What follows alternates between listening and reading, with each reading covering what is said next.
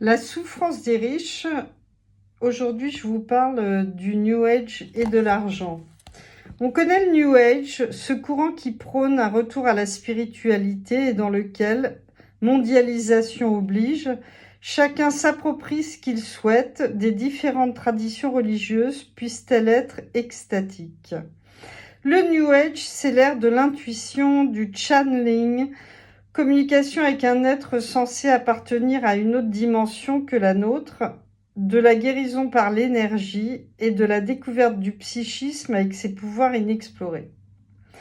Dans le New Age, on est davantage préoccupé de soi que de quiconque, même si l'on envoie sur autrui des ondes bienfaitrices qui ligoteront au passage son éventuelle envie de nous nuire ou de nous confronter.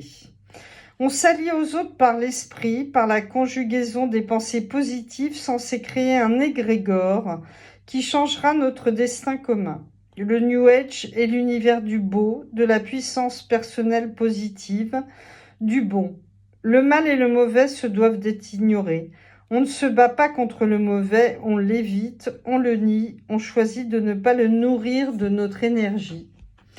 Le New Age invoque aussi le mysticisme quantique dans lequel le monde phénoménologique est une émanation de notre conscience.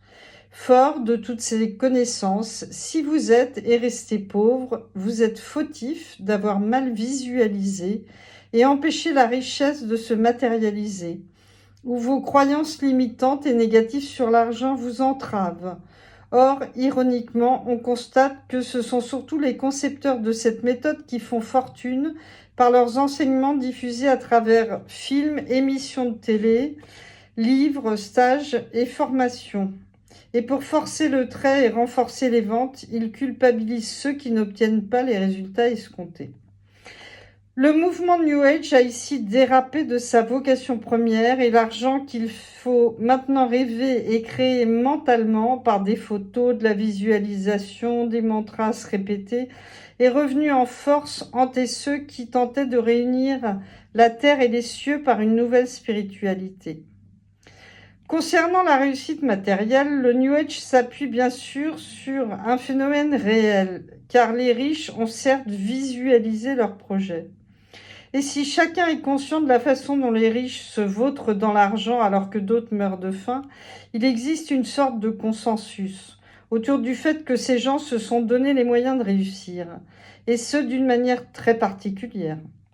Si nul ne leur conteste réellement leur réussite matérielle, on critique les fortunés pour leur réticence à contribuer et pour toutes les répercussions néfastes de leur addiction sur l'humanité. Or, leur dépendance à l'argent et la souffrance qu'elle leur occasionne ne sont pas reconnues et surtout ne sont pas avouables par les riches.